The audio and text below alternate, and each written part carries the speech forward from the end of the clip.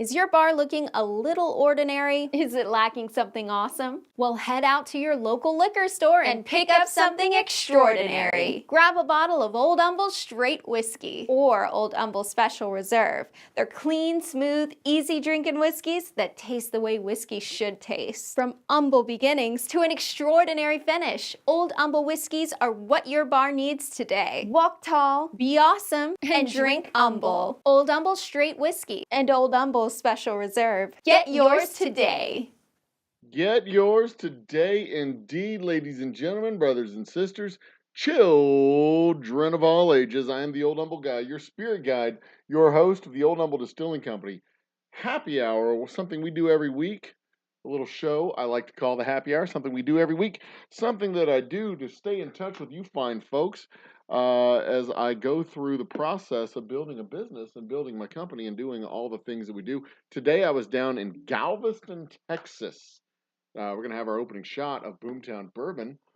We are drinking the bourbon today, and the bourbon is what is going to go into our cocktail of the day, of the night. So cheers to you fine folks. Cheers. Tap. I was down in Galveston, Texas. A delight. As it dances across my tongue. A true delightful confection of artistry and brilliance, I might add. I am going to take my big ice and put it in my glass for later. So tonight's drink is the Manhattan. We're going to discuss the history, invention, and story behind the Manhattan and talk about who the hell Samuel Tilden is and why he has even bothered to enter chat. We're going to talk about the Manhattan. We're going to talk about the build out. We're going to talk about my technical issues that I'm having right now. I believe my camera has my live camera at the distillery has officially crapped out.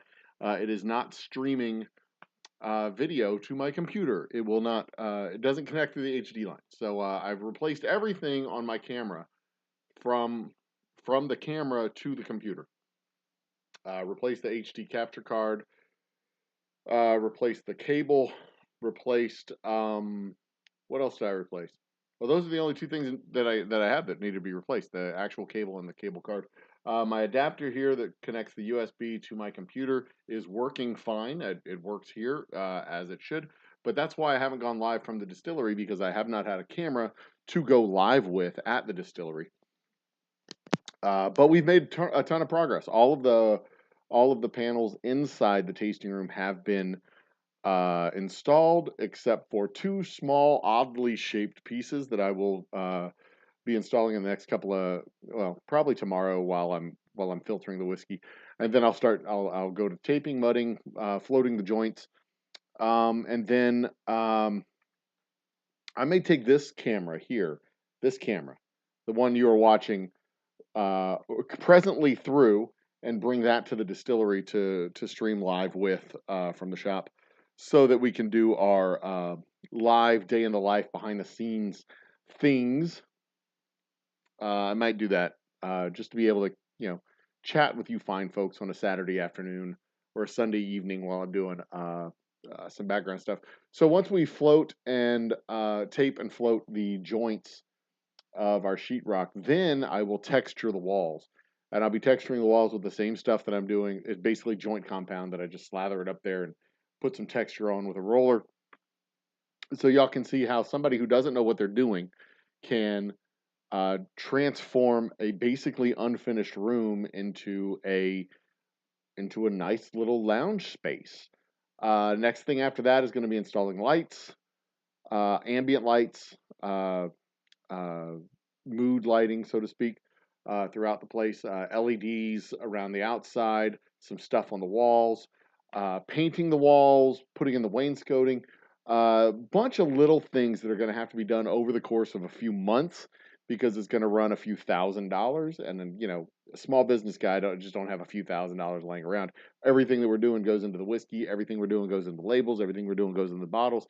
Most of what I do goes into making the whiskey.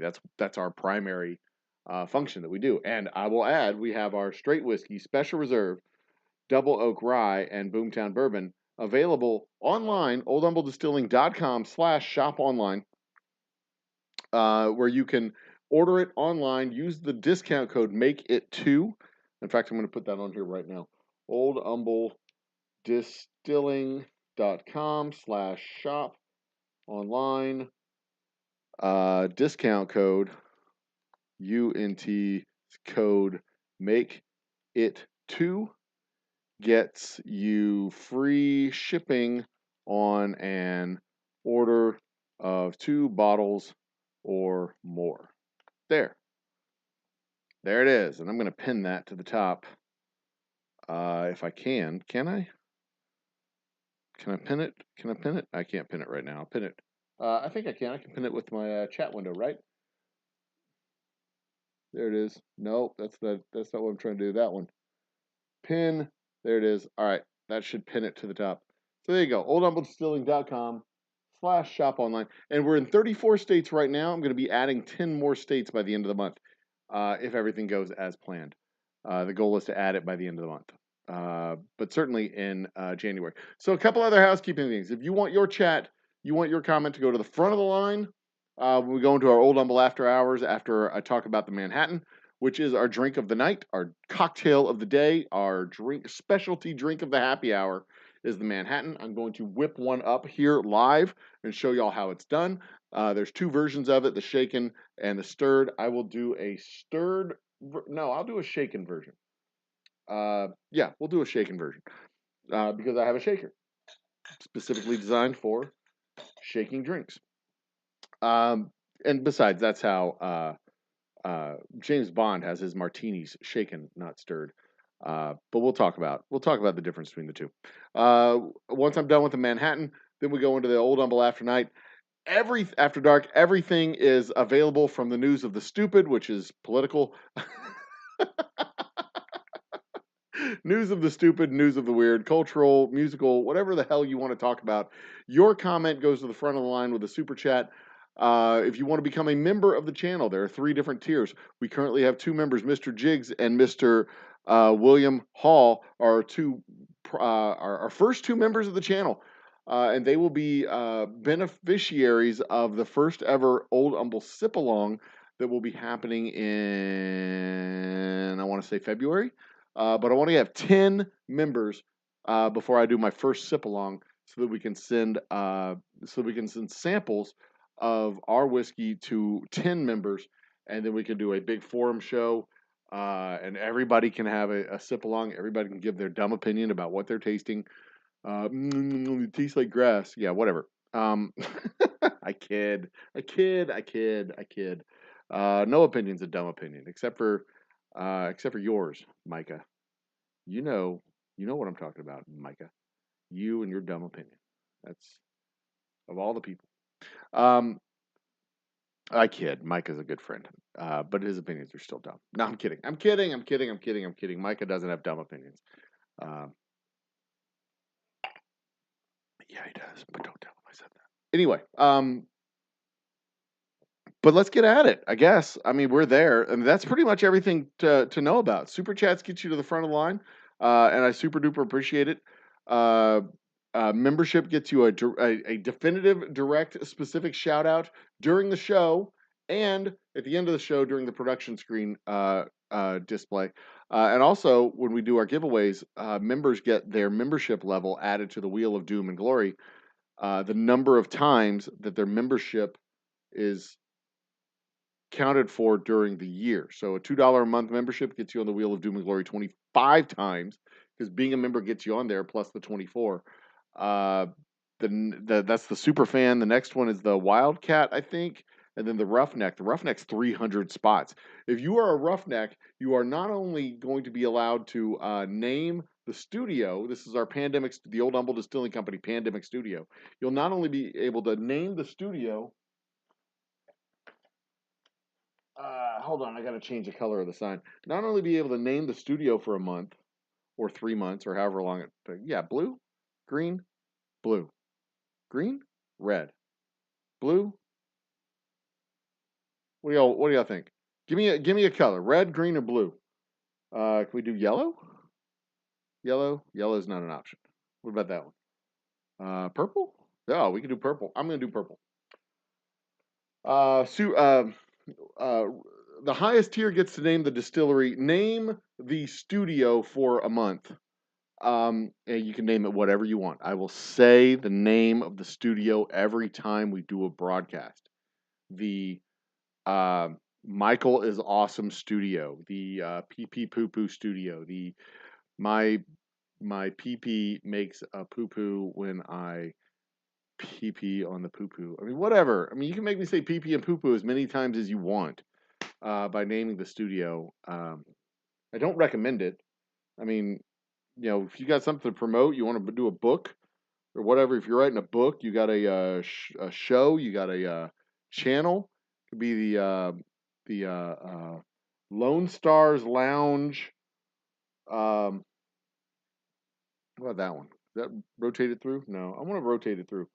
I can do it with the cadence of my voice. It'll like change color with the cadence of my voice. Which one is that? Um, Face? Is that it? That one? No, that one? That one? No, that one? I'm trying to change. I'm trying to change the color. Uh, Slow fade. There we go. That one. That one. It's supposed to change color. If I have the right, I may not have the right remote control. This one. Connected to audio. That do it? Does that do it? That do it? That do it? Come on. Hello? Hello, hello. Nope. All right. Ooh, does that do white? I can do white. I don't want to do white. I want to go back to purple. Where was that? Is it this one? Purple? Purple? That's purple enough. Ooh, that one's purple. There we go. That's the one I want. That's the one we're going to have. Unless y'all change William and Mr. Jiggs, y'all can change the color if y'all want to. Everyone else, y'all, become members or super chat it. Do you want it to be super chatted? Give me a color. Give me a 5 spot and super chat it in, and I will change that color for you, just for you. And all proceeds from the channel, by the way, go back into the channel. New computer, green screen, lighting, new cameras, all that stuff. Everything from the channel goes back to the channel. Um, I run a distillery. The whiskey sales run the distillery. The channel runs the channel. These two things are separate, and never the two shall cross. So there you go. All right, so let's talk about the Manhattan. Let's talk about the Manhattan, the whiskey or the drink of the day. Have we gotten to that point yet? Let me make sure. We've talked about my travel schedule. I was in Galveston today. Tomorrow, Thursday, I have a private tasting at a real estate company here in town. On Friday, I am at the distillery where we will have our rye and our coffee liqueur, the Black Magic coffee liqueur, available both at the bar in the Firefly Lounge. Saturday will also be at the Firefly Lounge. No tastings on Saturday because that one was canceled by the store. I also have a Christmas party to go to on Friday. I forgot about that. I'm going to go to a Christmas party on Friday. Okay, so that's my schedule for the rest of the week. Next week I'm wide open, and then the week after I am. That's Christmas and New Year's, and I will be working the fireworks stand between Christmas and New Year's. So no happy hour the week before New Year's. Okay, anything on the horizon for whiskeys coming out? No, but we will have the sip along for members only. We'll record it and post the video. We will record it and post the video. That'll be an understanding for all members. But we'll have a private sip along for members. I'll record it and post the video as if it were live. We'll do a live premiere, and I'll be on with the live premiere, and we'll chat about it. Yeah, so that will feature a known whiskey that we have, one of our 4 labeled whiskeys, and an unknown whiskey that has never, ever, ever been released to the public. Ever, ever, ever, ever, ever, ever, ever. And that'll be in February. So the goal is to have 10 members, so we can do a 10-member sip-along.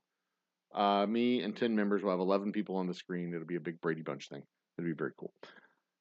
So there you go. Cheers to you, Bimbo Barbarella. Let's talk about the Manhattan, the cocktail, the Manhattan cocktail, the one named for a city.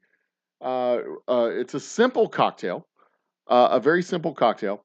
It is historically made with rye, rye whiskey, but we will be making it with bourbon tonight. Um, and it is a classic style, a classic old-fashioned style cocktail where it's whiskey, bitters, and a sweet water addition.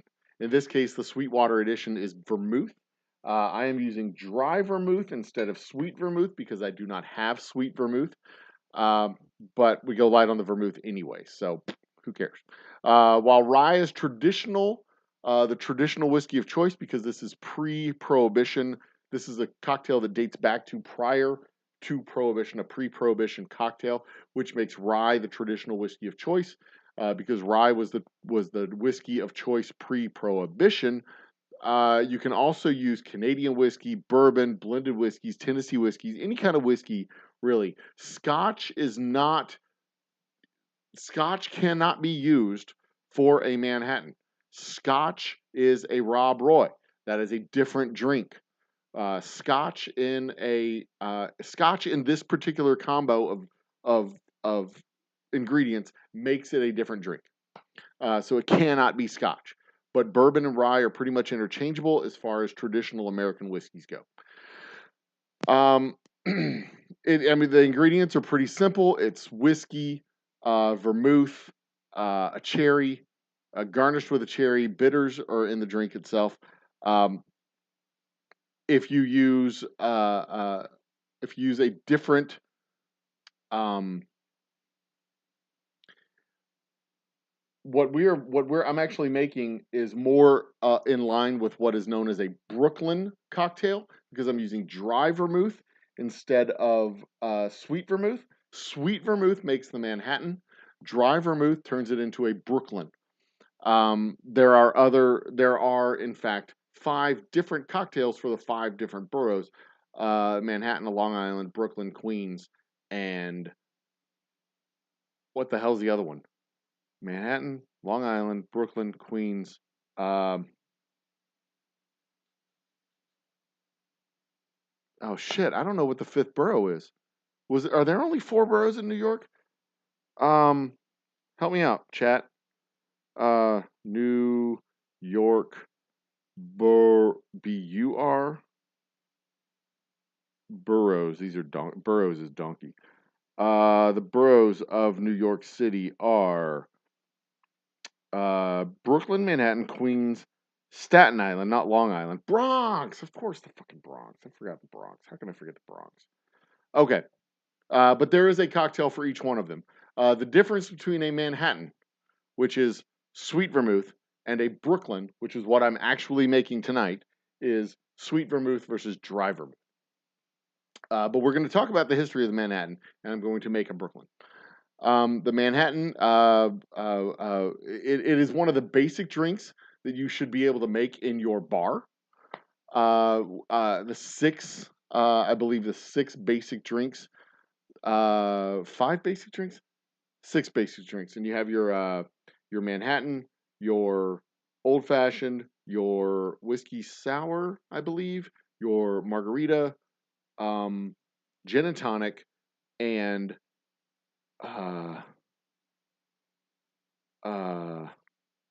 rum something. It's a rum something. It's some kind of rum, probably a rum and coke. Those are the 6 basic drinks you should be able to make in your bar at any time. But this is like I said, one of the classics. An absolute classic. So let's make the cocktail real quick. We're going to do the Brooklyn a shaken Brooklyn, because I want to shake, because I like using my shaker. To be honest, I like using my shaker. So, it is 2 ounces. That is the large jigger right there. 2 ounces of bourbon for this particular variant of the drink. 1 and the other half. That is 1.5, and then a half right there. 2 ounces of the bourbon. 20 milliliters of the sweet vermouth, so it's barely even I mean, you're barely even touching I mean, you can almost take the vermouth and just wave it over the top. A lot of people don't like the vermouth in there, but it really does bring the whole drink together.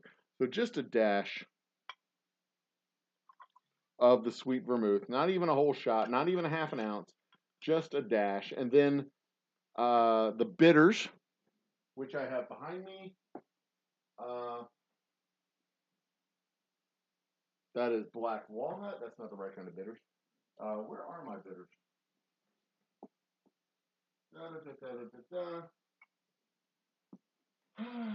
Angostura bitters. Do I have them in the other room? Did I forget to bring my bitters in here?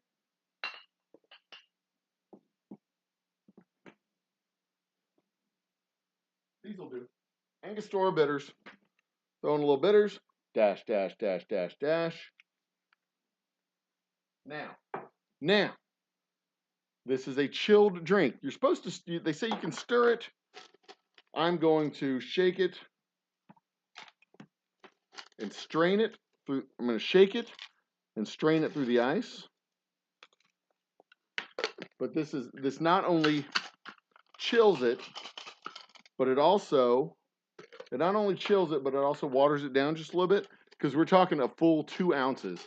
It's a little bit more than your typical cocktail gets. Your typical cocktail is 1 to 2, an ounce to an ounce and a half. Your typical Manhattan. Shake a shake a shake a shake. All right. And there you go. And you serve it up in a glass, in a Manhattan glass. Martini glass is what it is known as. There you go. You serve it up. I've got a blue glass here because I'm very fancy. Okay? And then you garnish it with a maraschino cherry. And you can use fancy cherries and all that other stuff. But as I've always said, and I will continue to say, there's your cherry. You get the juice in there with it. If the cherry is what makes your drink the drink that's worth drinking, then you have a shitty drink that you have made. Because the centerpiece of your drink should be the actual whiskey. Should be whatever you've mixed with that whiskey, your bitters, your vermouth, whatever.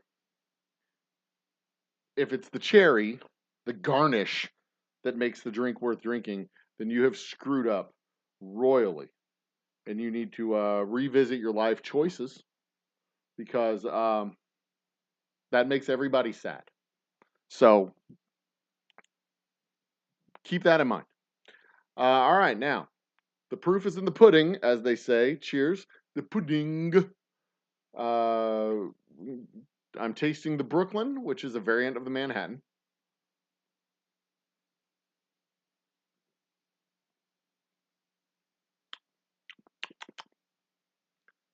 It's not bad. It's not bad. I think I may have used too much vermouth. I think any vermouth is too much vermouth.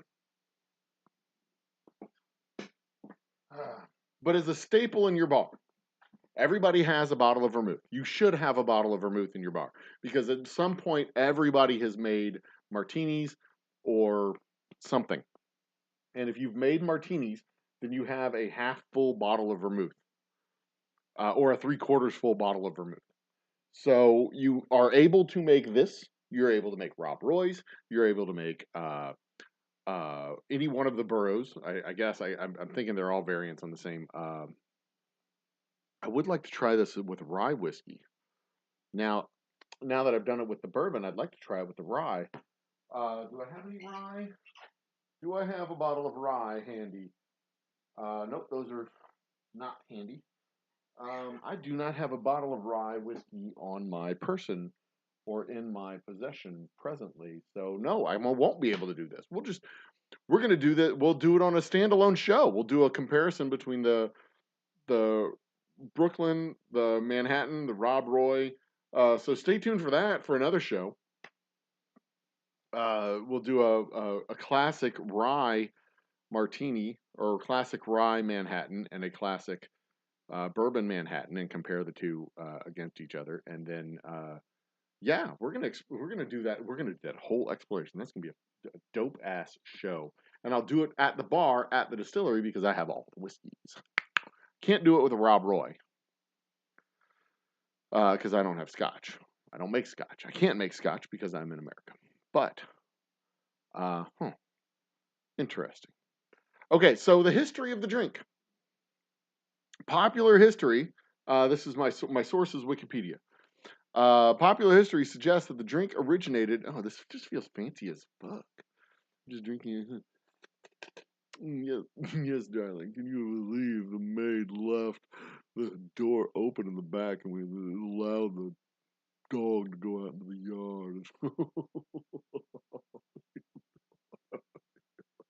yard?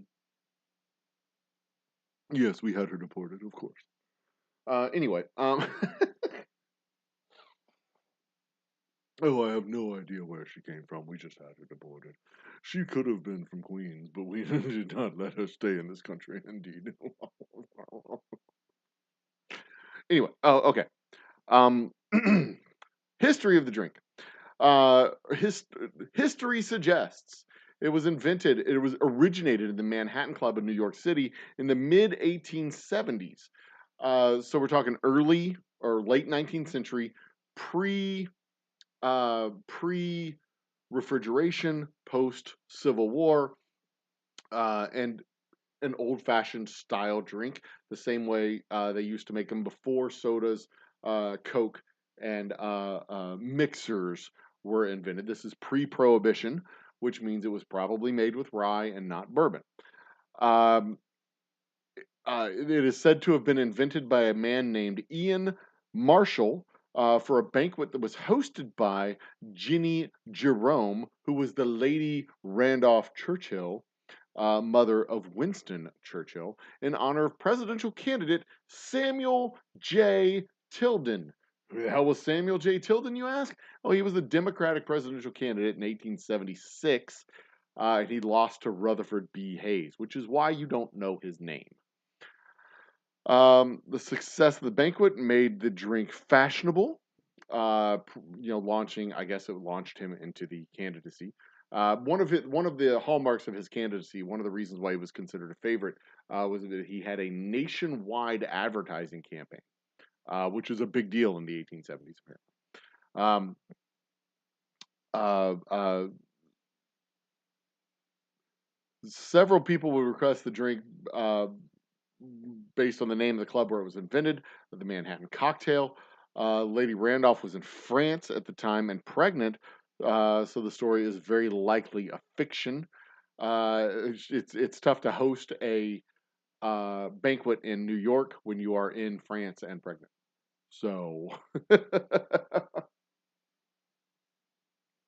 there's that. There are also prior references to various similar recipes called the Manhattan and served in the Manhattan area. By one account, it was invented in the 1860s by a bartender named Black at a bar on Broadway near Houston Street, which is spelled Houston and pronounced properly Houston, but in New York they call it Houston because they're Dutch.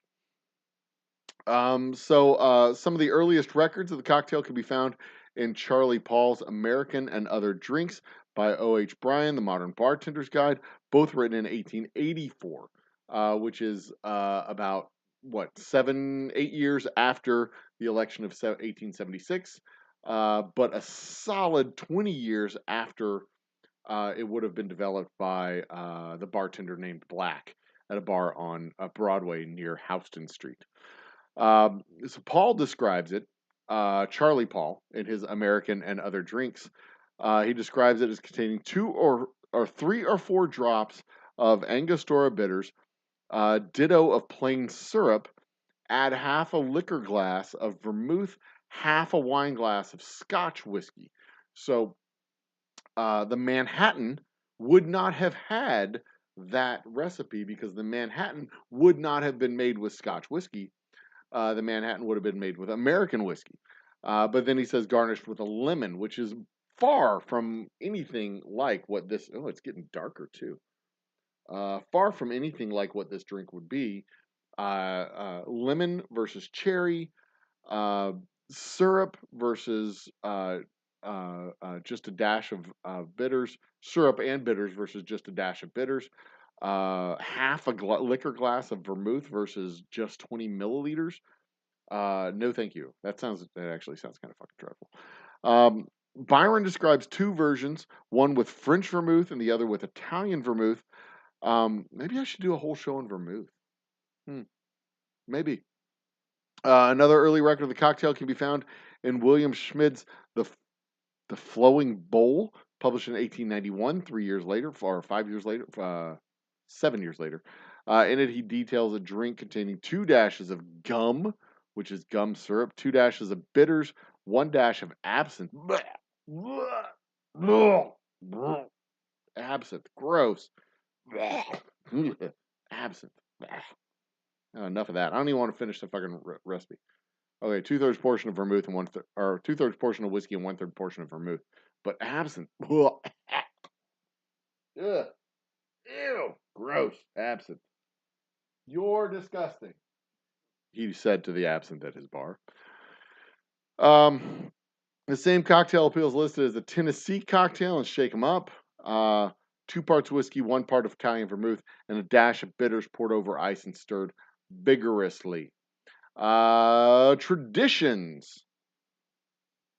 On the small North Frisian island of Four, the Manhattan cocktail is a standard drink at almost every cafe, restaurant, and get-together of locals. The story goes that many of the people of Fur, F-O with umlauts, H-R, Fur, immigrated to Manhattan during the deep-sea fishing trips, took a liking to the drink, and brought it back to Fur with them. The drink is usually mixed 1 part vermouth, 2 parts whiskey, and a dash of bitters. Served ice cold in an ice cold glass or with an ice and cherry garnish. This is not getting better. It's getting worse. Like usually when you drink a cocktail, it gets better. I don't think the vermouth is any good. I've had that vermouth probably forever. 20 years maybe. It is not good. I don't like it. I'm beginning to not like this cocktail at all. But it's better than a Bloody Mary. Variations. Traditional views insist that Manhattan be made with American rye whiskey. It's a Manhattan, after all. A Manhattan should be made with American whiskey, either American rye or bourbon. Pre-Prohibition, it would have been American rye. Post-Prohibition, bourbon. However, it could also be made with bourbon or Canadian whiskey. Not Canadian whiskey. There's no Manhattan in Canada. You cannot have a Manhattan in Canada. That is inappropriate. No. I'm not buying that even for a second. If you try to make Manhattan with Canadian whiskey, I am going to give it back to you and possibly pour it in your face.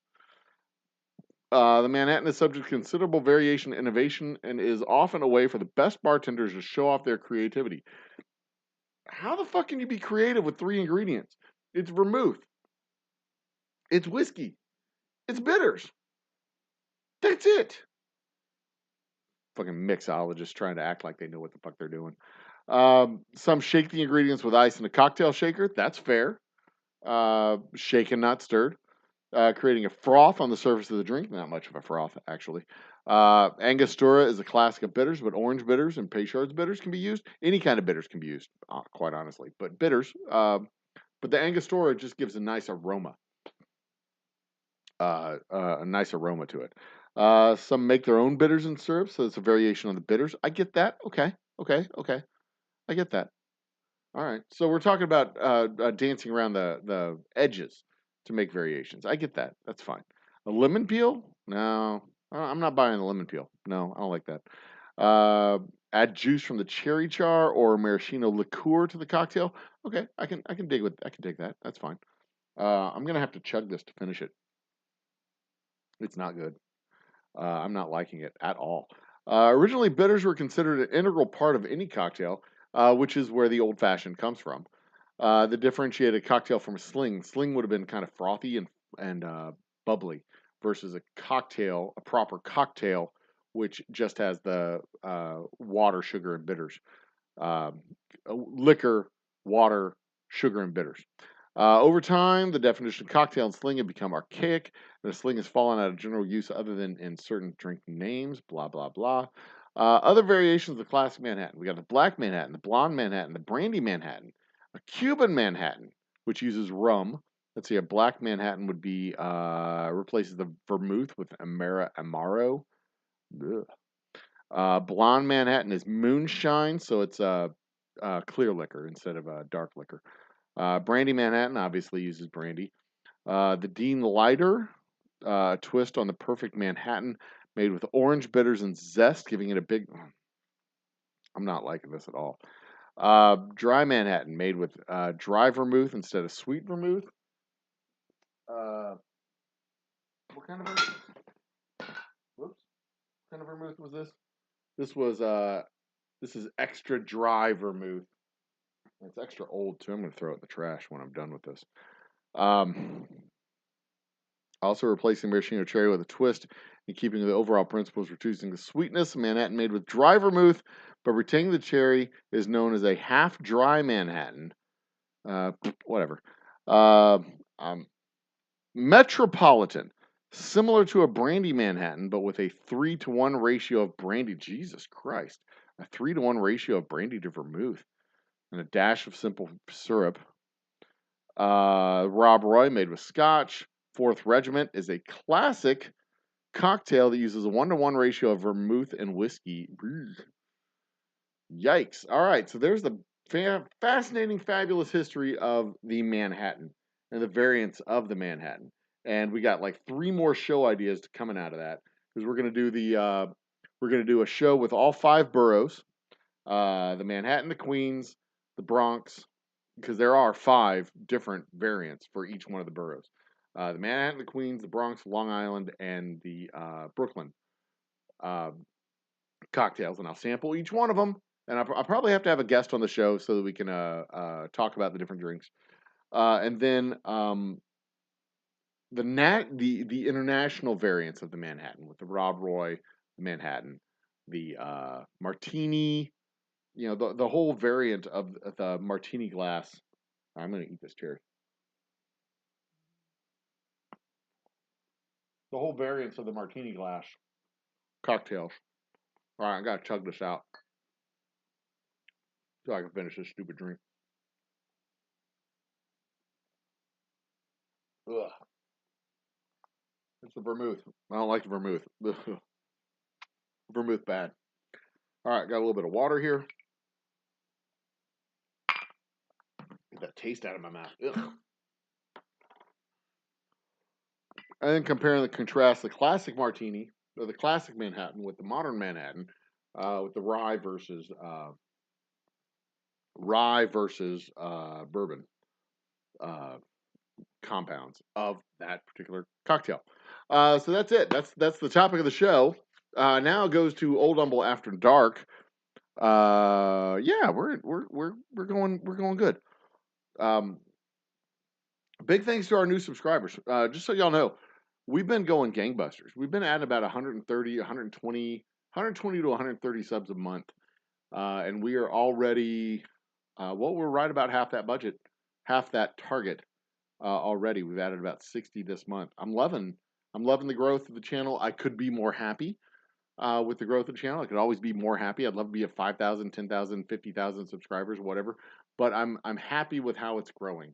And I really do appreciate y'all joining the channel, y'all joining as subscribers, y'all coming to visit, catching the lives after the fact, catching the lives during the fact, enjoying the shorts, doing all the stuff that we do.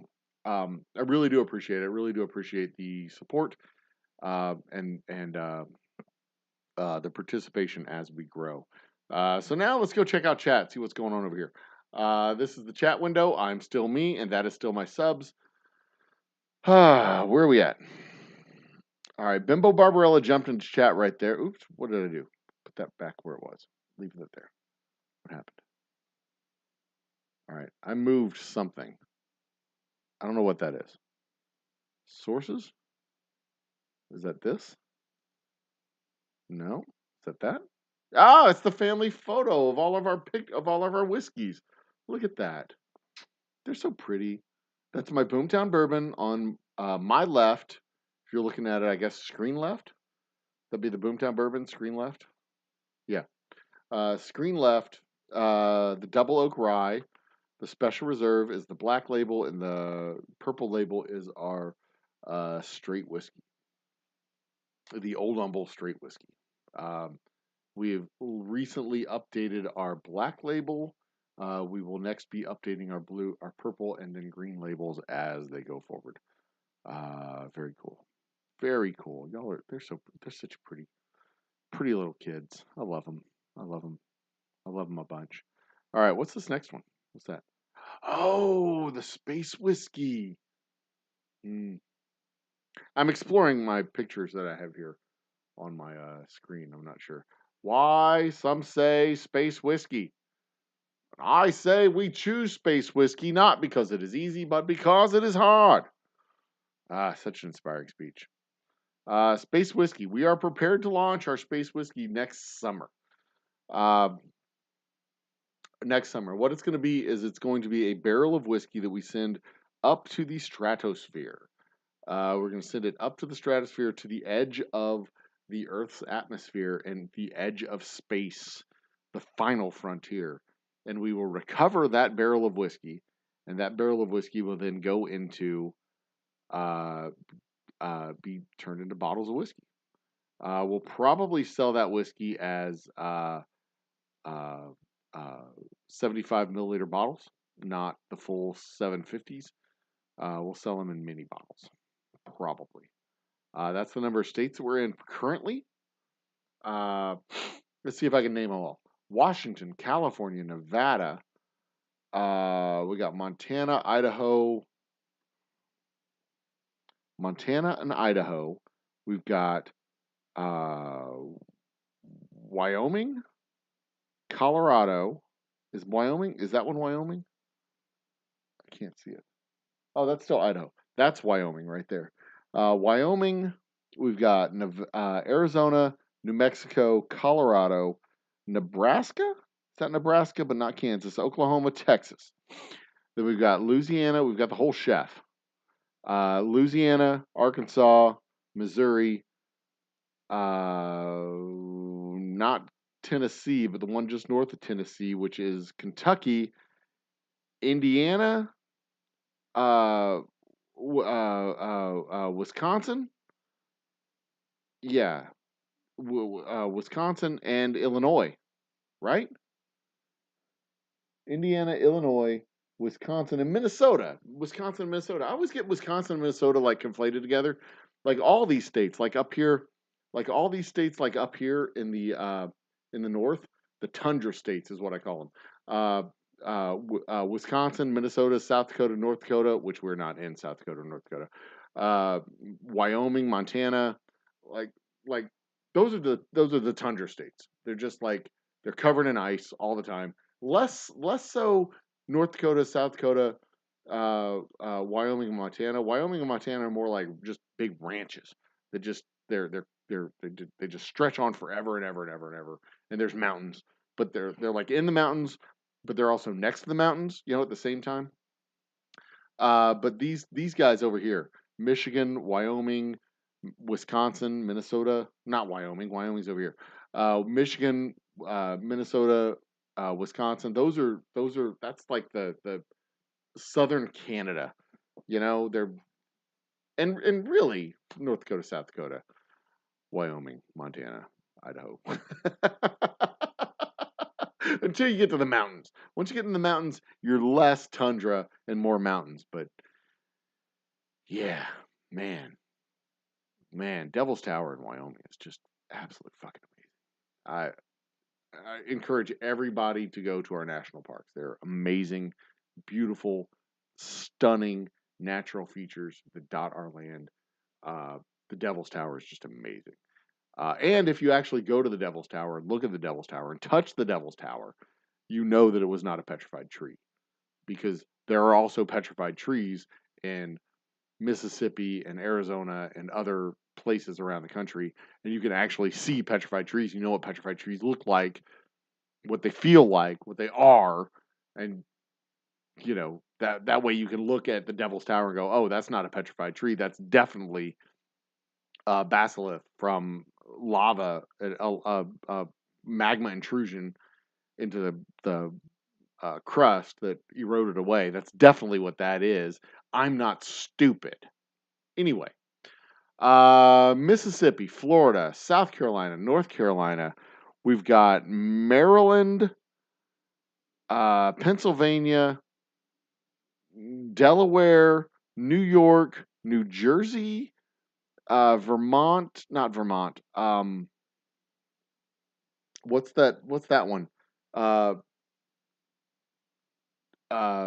New, not New Jersey, Delaware, uh, Maine. What's next to Maine? I can't remember what that one is. Let me look. Can I see it? It is New Hampshire. I always forget New Hampshire. Looks like we got Massachusetts, Connecticut. These little guys down here. No, not Massachusetts, but yes, Connecticut.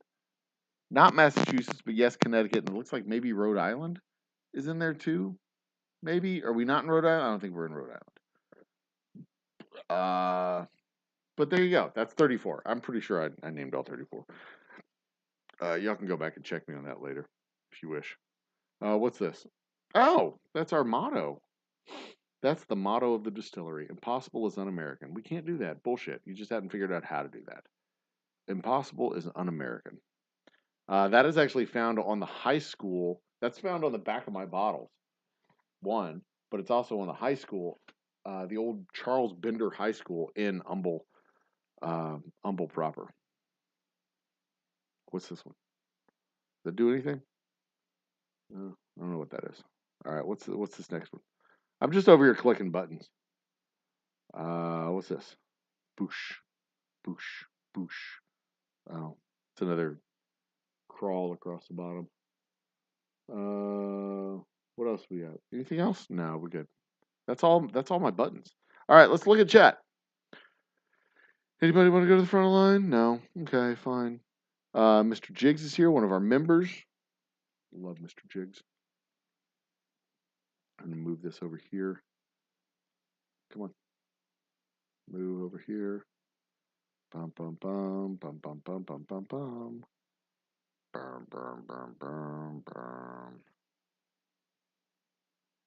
There we go. All right. So we had Mr. Jiggs. Cheers, everyone. Happy holidays? Yeah. Good guy. Have a great night. So he was just stopping in to say hi. Thanks. Appreciate that. Bimbo Barbarella was in the house. Cheers, Bimbo. Screwdriver. We should do a screwdriver. We'll do another night with a screwdriver. That's a good idea. Screwdriver is vodka and I want to say Galliano? Or is that a Harvey Wallbanger? What is a screwdriver? I don't even know how to make a fucking screwdriver. Is it orange juice? Screwdriver.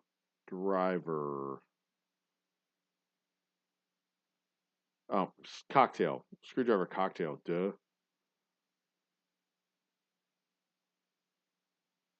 Screwdriver cocktail is orange juice and vodka. That's it? Ugh. All right, fine, whatever. Maybe we could do a screwdriver in another episode. I just have to get my vodka from the distillery. Not impossible, not out of the question. Not, golly, not out of the question. Oh, man. So I've cut back on my drinking a lot the last 4 weeks. My tongue feels like I've just had the one cocktail, the shot and the one cocktail. But my God, my tongue feels like it's huge. Tolerance is a real thing, kids. You take a break, your tolerance goes away fast. Be nice to your body, be nice to your liver. Anyway, Where are we at? We're at the 1 hour mark. Let me look at my analytics. We're not going to be on much longer, I don't think.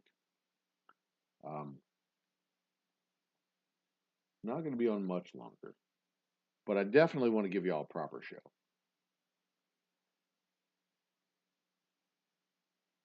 An hour's worth of viewing time. We're doing good. Hour and change, hour and 15 worth of viewing time, give or take. Good. All right. So let's talk about news of the dumb. News of the dumb. What has been going on this month, this week, the last 2 weeks? We have a lady literally fleeing the state of Texas to get health care because she has a non-viable fetus inside of her body, and if she doesn't get rid of it, if she doesn't have an abortion to terminate this non-viable pregnancy that will birth a child that is not alive, she could have complications that could cause her to be infertile for the rest of her life. So the state of Texas has told her that you have to give birth to this child, and it might risk you having more children.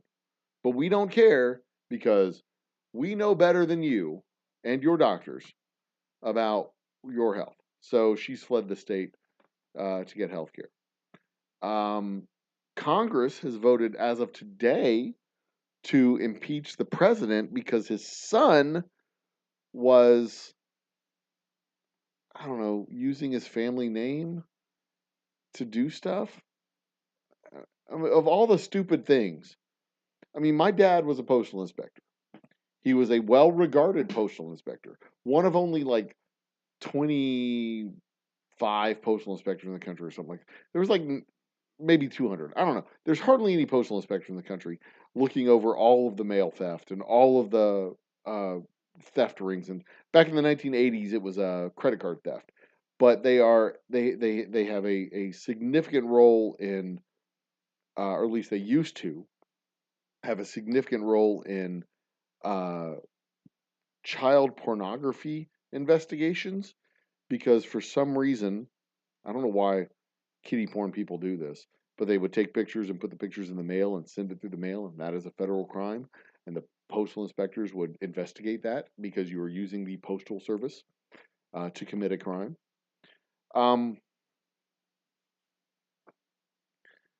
His big bust was a $1 billion credit card theft ring here at Intercontinental Airport. He got on 60 Minutes for that shit, which was awesome. My dad was on 60 Minutes. Maury, was it Maury?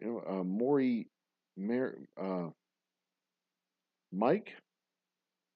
No, it was a weird name. It was like Maury, but 60 Minutes reporter.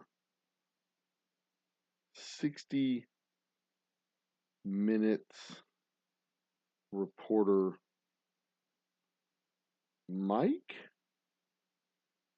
Aury.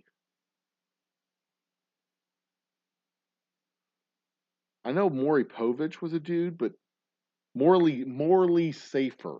That's who he was on the show with. He was on 60 Minutes with Morley Safer. I wonder if that's on YouTube yet. Anyway, that's a great question. Is that on YouTube? I gotta check. 60 Minutes Morley Safer.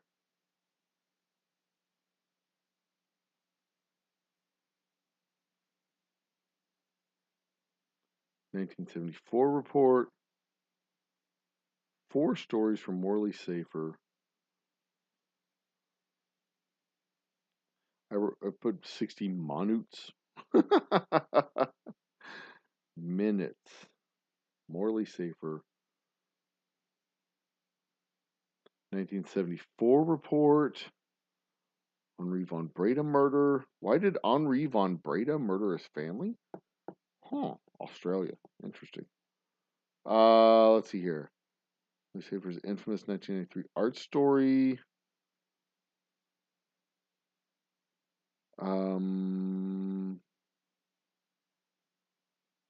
Let's see here.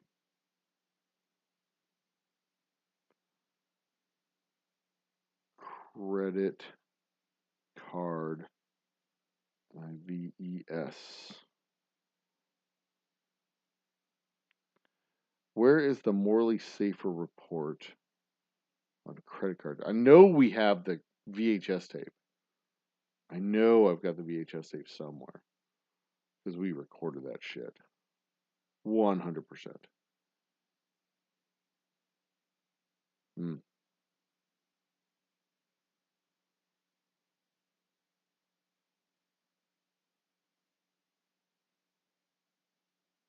That's not it. Guiding light, no.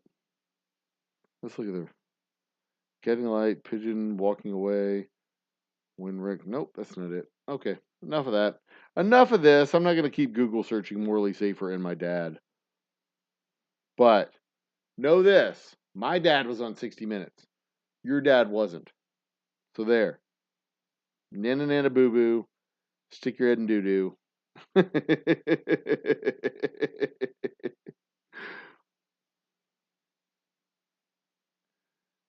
Let's see. I might still be able to find it. I don't know. We'll see. It was probably late 80s, early 90s. Because he had dude, he had the old 1980s glasses. They were huge. He was an old bald guy. Um, that was my dad. And he was on 60 Minutes with Morley Safer talking about credit card theft and his $1 billion. Was it $1 billion credit? I think it was $1 billion credit card theft ring that he busted up. And this was $1 billion back in the 90s, which was a lot of money back in the 90s. A lot more money than it is now back in the 90s. Late 80s, early 90s. And that's what that's what the credit card guys would do. What they would do is they would steal blank credit cards and then they would update, they would fabricate numbers and use those stolen credit cards with real numbers that they would steal from you people. And they would put the numbers on the credit cards and use those credit cards. And they were blank credit cards. So it just had the number. And back then, God damn, I have to explain all this shit to you fucking kids because you don't know. Back then, they didn't have the little boop credit cards with the chip in it. So what they would do is they would have a carbon paper roller and you'd put your credit card on a little machine, and it wasn't really a machine, it was just a duplicator.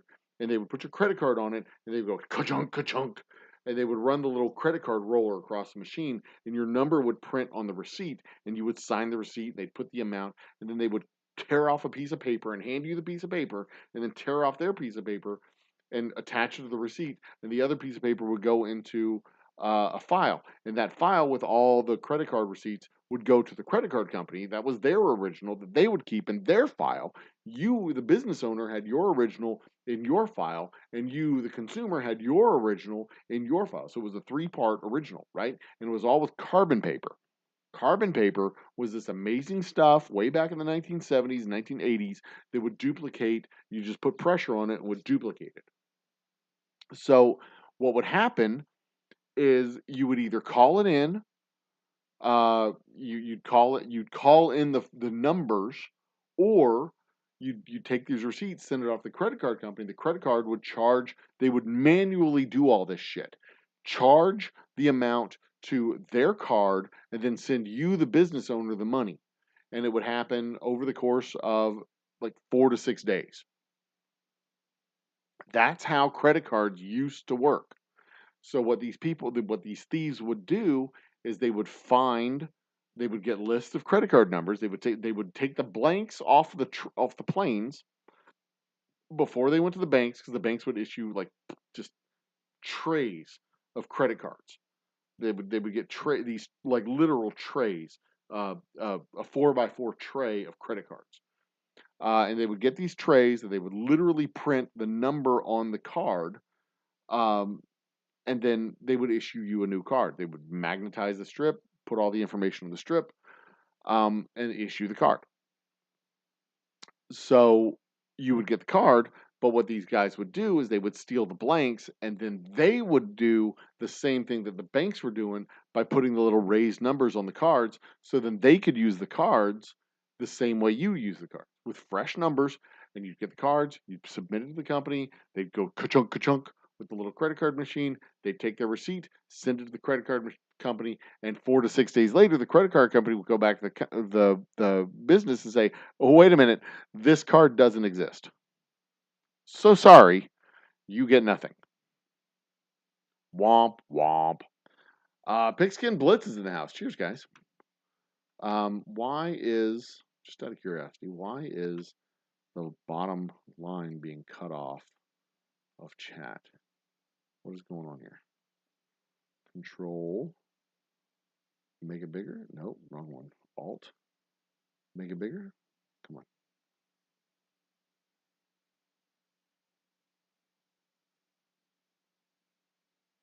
Huh. There we go. That did it. Okay. But that's how they would steal that's how they would steal the stuff. And my dad, working with the post office, caught these guys who were doing this shit. They stole like $1 billion worth of credit cards and put him in federal ass pounding prison. Boom, boom, boom, boom. Yeah, boy. And he got on the 60 Minutes. I'm sure there may have been more. I mean, they do credit card theft differently now, but it's basically the same thing. They get the number and then they use the number electronically. Back then, they had to do it physically, and they would do it in the same way. They would take advantage of the delay in information transfer. So the way that the credit card companies would fight the theft by use of credit card of timing of transfer of information is they pushed everybody to use the electronic reading devices. So use your little electronic readers. So that information went to the credit card company real time over a modem, over phone lines. So they couldn't take advantage of that. They couldn't do a check kiting scam the way they used to be able to do. The Catch Me If You Can dude, where he would forge checks and cash them at the front desk of a hotel. And then the front desk of the hotel would be on the hook for the cash check. You do $5,000, $6,000, $8,000, $2,000, whatever it was. He'd cash the check at the hotel desk, and they would take the checks into the bank. The bank would come back and say, "Hey, this account doesn't exist. So sorry, you suck." You can't do that now. You cannot do the same scam that they did back in the 50s and 60s and 70s. You can't do the same credit card scams they did back in the 70s and 80s. The technology improved in the 1990s, so everything was done over modems. And now they do with the little chip card thing. Boop, boop, boop. If you can't do the chip card thing, they don't accept your card. So now they have harvesting machines that will harvest your data, not through the Wi-Fi or whatever RFID chip.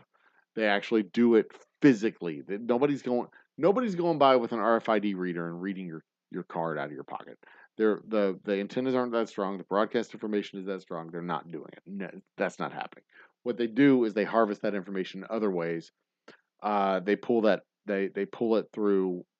I don't know. They basically they just hack into systems and pull your CVV number, your credit card number, and your expiration date. And those three pieces of data is all that they need to go and run a couple of charges. And they run one charge for $6 or whatever. Then they run another charge for $12, and then they run a third charge for like $15,000. And that's how they get away with a couple bucks here, a couple bucks there. They may get the third or fourth charge through, but after that, you catch them and go, "Oh crap!" and then you go to the bank. But the banks make so much fucking money that they just refund your money, and then they try to find out who that guy is, and then they don't even bother. They don't even fucking bother. They really, really don't. The companies that are getting fucked, they're getting fucked on such a small scale compared to the revenue that they make. They don't care. The banks will refund your money. That's what they do. And then they'll make an insurance claim. The insurance claim will fund their money, and that's it. They're done. They're done. It's small potatoes at that point. They'll submit a report to their investigative arm, and their investigative arm basically compiles the information. If the information that they compile shows a trend, then they'll hand the trend over to the cops, and the cops will go and arrest somebody. That's how it goes. Pigskin, what's going on, guys? Give me a topic. Give me something to talk about. I've got another um, at least 20 minutes before I'm going to wrap up the show. I'm going to wrap it up at midnight unless y'all keep me on later. Give me a topic. We got news of the dumb out of Congress. We got news of the weird. Has any new information come out about those fake mummies that they found? The fake alien mummies? I don't think any new information has come out about that. They have humanoid DNA. Do they have humanoid? No, they're not DNA. They have humanoid features, but they have a bone in their nose, which is very different from human beings. So, like, the person fabricating the bodies was either really sloppy or just ignorant about what they were doing.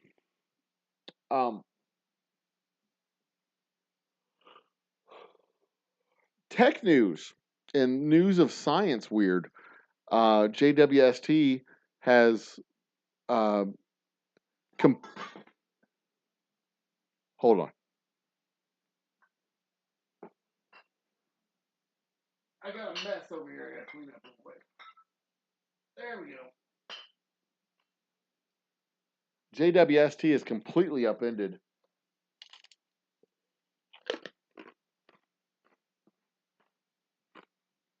what we thought we knew about origins of the universe, because we've got a couple of galaxies that we've identified that are way too big to be as young as they are. So that's kind of fucked up. What other news has happened this week that's been even moderately interesting?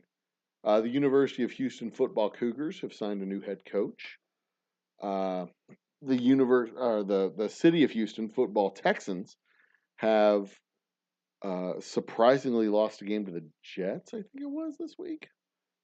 They were not supposed to lose that game, and their stud quarterback, I think, got hurt. That's not good. Joey V is a little bit more well versed in the details of football that are going on right now because he watches it more actively than I watch it. Probably Pigskin Blitz is more actively involved in watching it. I kind of follow it after the fact because I don't have time or patience to watch it during the game. Professional football for me, when I try to watch the games, they go very agonizingly slow, I think is the best way for me to describe how those games go. It's like every there's like 3 commercials in the middle of a drive. It breaks up the flow of the game. It's just so many damn commercials. There's so many pauses and breaks in the action, and just ugh. It's hard for me to watch professional football. I don't have any problem watching professional baseball. I can watch a baseball game and just like get an absolute delight out of watching the game. Put the game on the background, do some work. I'll watch the game actively, be like fully involved in the game. But man, football, I am taking a nap by halftime. And I'll wake up in the third quarter, catch up to what's going on. It's tough. Basketball is interesting. It's a fun sport. I like watching it. I enjoy the strategy of a basketball game. Surprisingly, I really enjoy the strategy because, you're up by 10, you're going to slow the clock down, right? Same way with football. You're up by 10, you've got 2 possessions. It's a 2-score game at that point, right? You got to slow down the game so that the other team doesn't have time to score twice. I enjoy the strategy of the game. I see baseball as more of a collaborative, ironically, a more collaborative game because you can do your job great at shortstop, say. But if your second baseman isn't doing his job, then everything comes apart. Yeah, I know football is more collaborative because the offensive line is five guys that work as a unit. The defensive line is four guys that work as a unit. Um, the defensive backs are three, or it could be three guys on the line, four guys in the back, four guys on the line, three guys in the back, whatever. Your secondary is uh, two or three guys usually working as a unit, but those units change. It can be the two safeties in the one corner, the one corner and the other corner and the two safeties.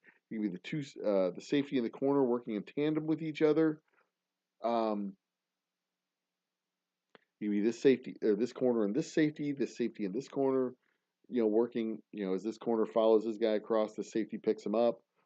That it's very teamworky, collaborative type of thing. But baseball is like a collection of individuals that have to work together. You know what I mean?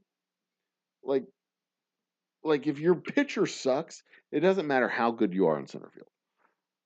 Because your pitcher is either going to walk everybody or they're going to launch everything into the stands, and it doesn't matter how good you are at first base, center field, right field, third base. It doesn't matter. You can be a great catcher, but if all you're doing is catching balls, up here and out here and down there, then the guys are just walking to first and walking to first and walking to first and walking to first. It doesn't matter how good you are.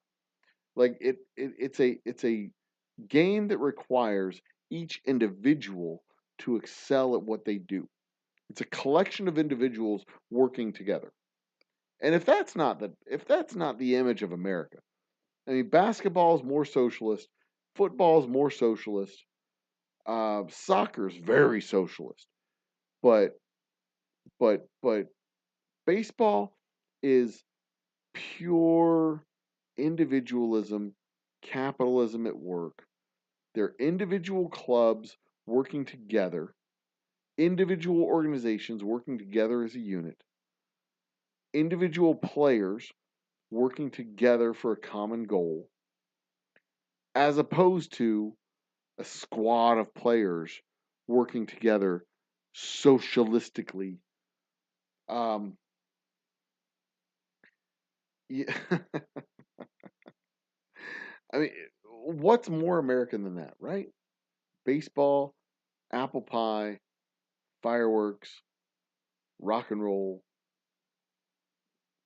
folk music. Probably not rock and roll, folk music.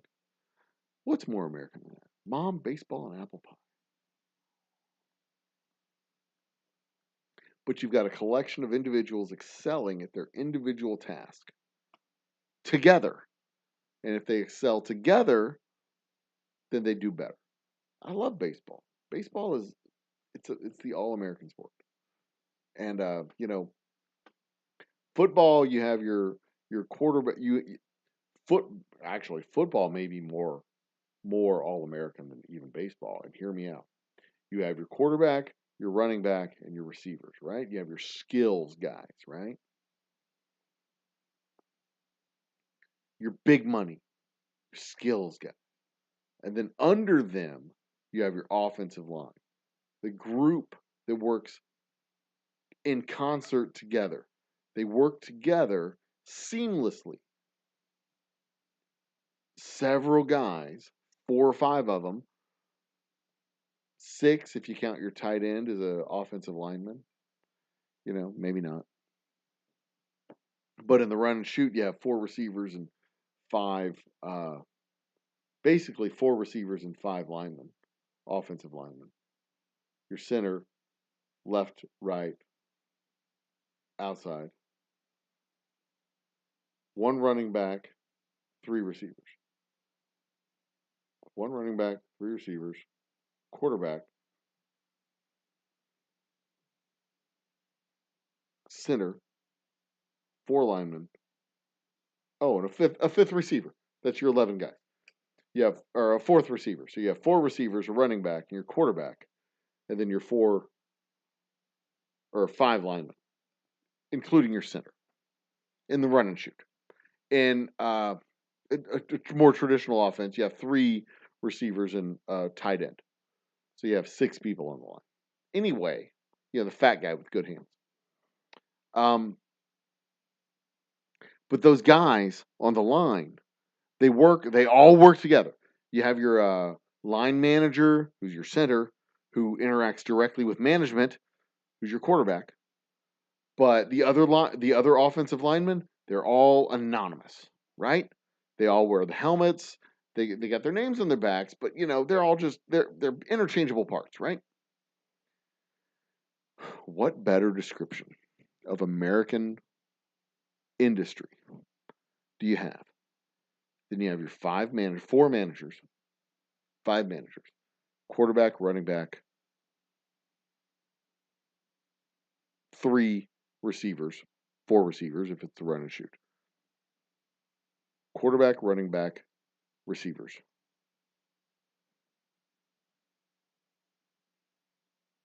And then you have an anonymous group of people doing the work so that those people can succeed.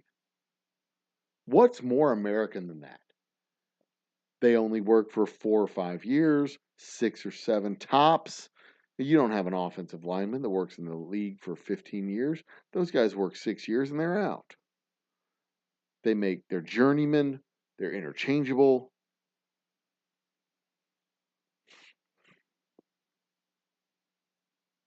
Baseball is the all-American sport. It's the ideal American sport, right?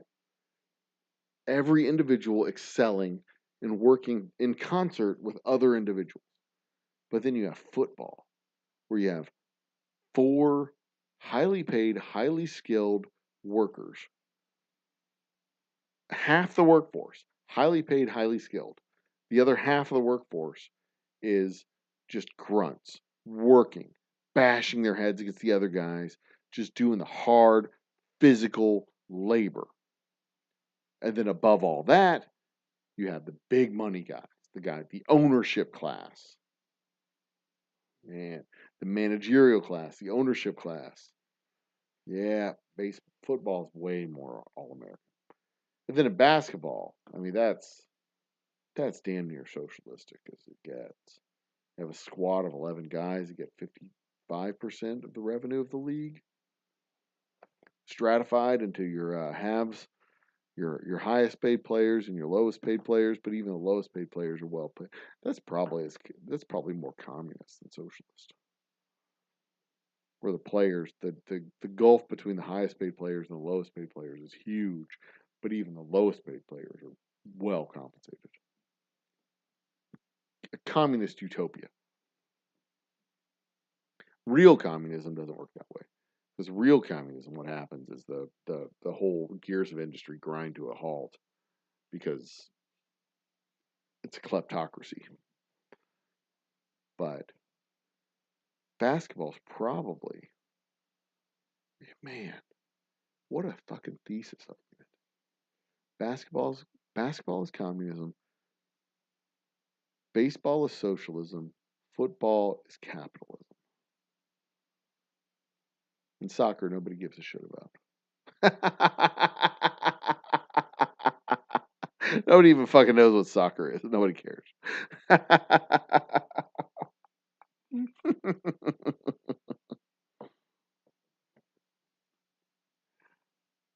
But yeah, I mean, I don't know what the labor split is now. The revenue split now is in basketball. Last I saw it was 55%, and that was a while back. But I think it was at the last CBA was 55%. But the players get most of the revenue from the league, even if it's a small percentage of most. They get most of the revenue from the league. These are supposed to get most of the revenue from the league.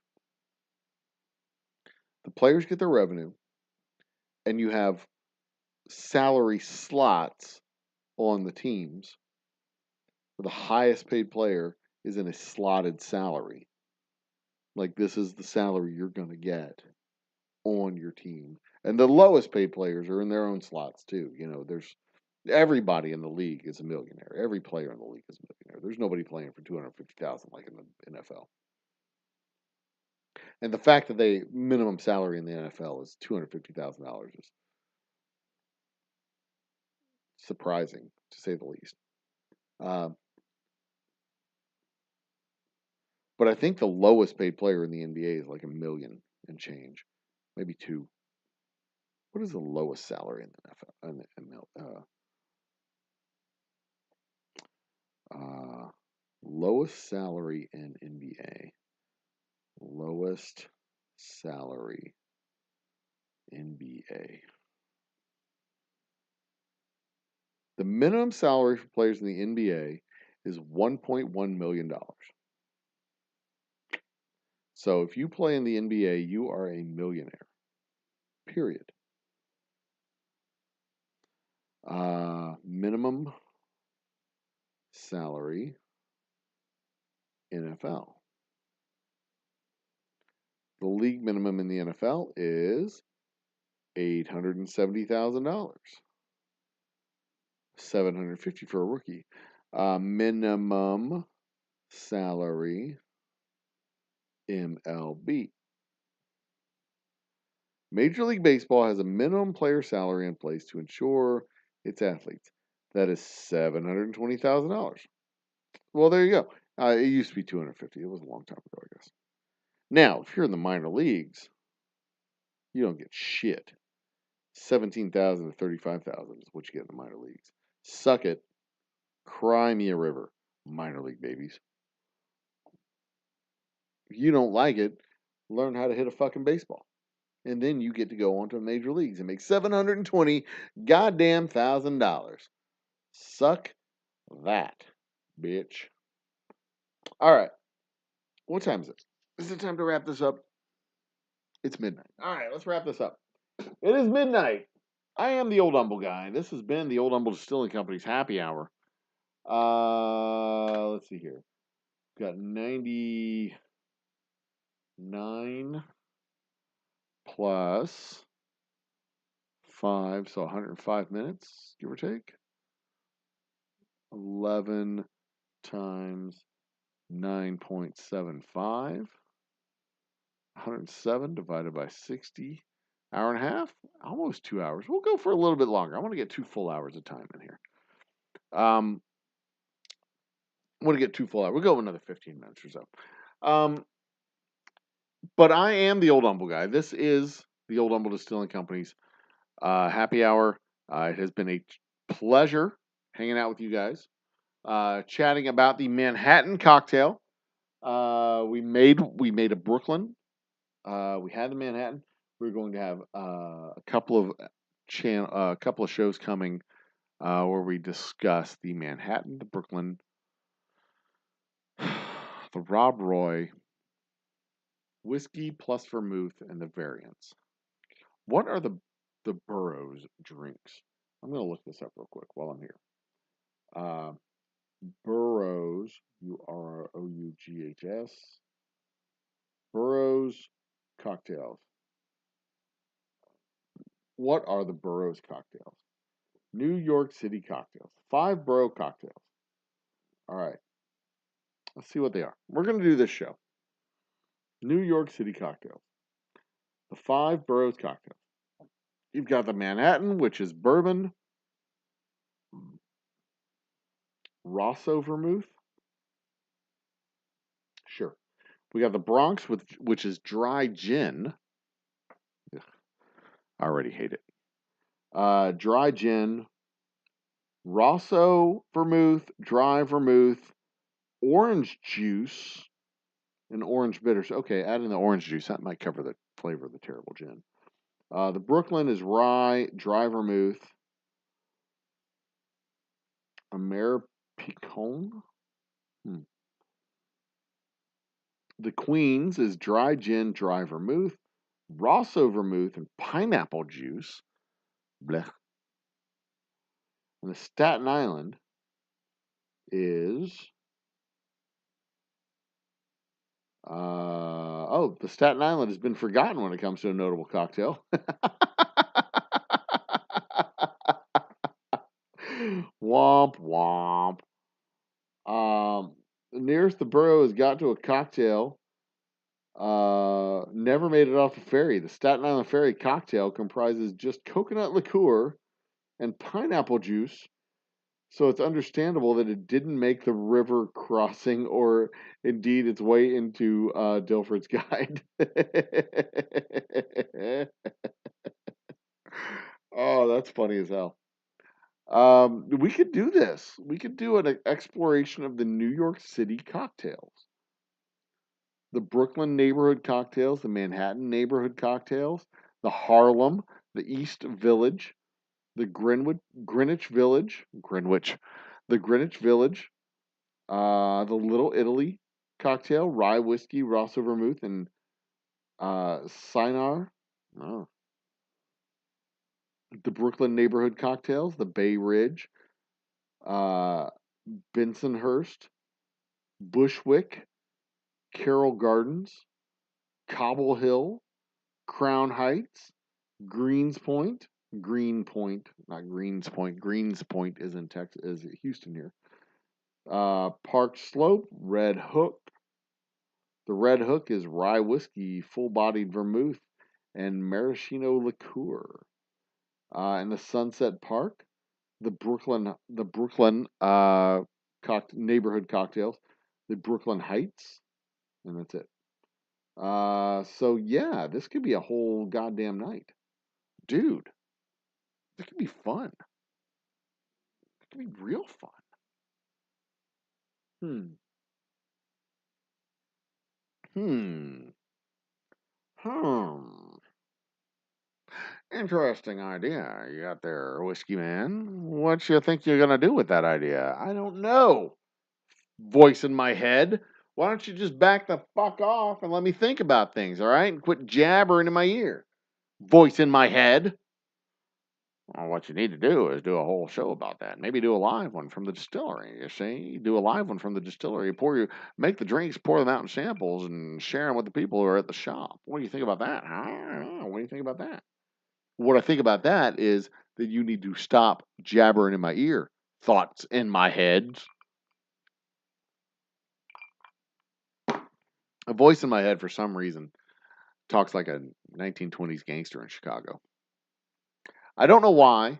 I don't know why it does that, but sometimes it does. All right. Anyway, what are we doing next week? I don't know. What is next week? Is next week? Next week is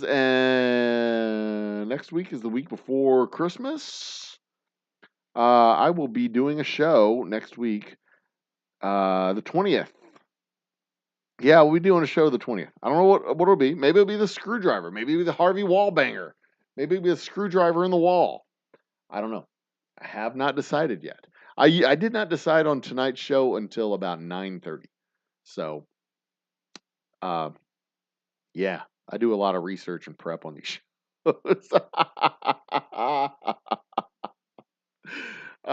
Go to Yelp and give us a review on our Yelp page. If you haven't been to the distillery, make up something nice. If you have been to the distillery, tell us what you think.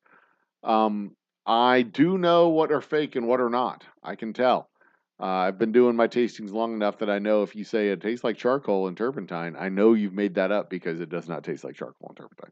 Not even to people who don't like my whiskey does it taste like that because we don't have charcoal or turpentine.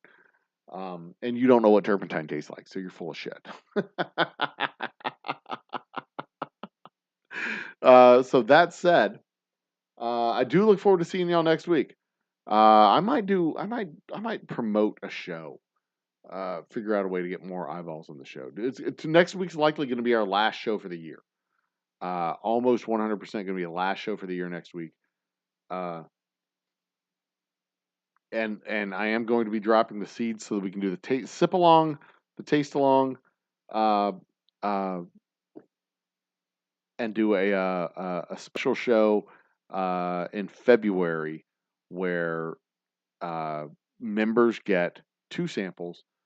So, to you fine folks out there, thank you so much for your support. Thank you for joining. Thank you for entertaining me tonight. I do appreciate it. Cheers to you guys. Until next time, I am the Old Humble Guy. You are not. And I look forward to seeing you again soon. Cheers.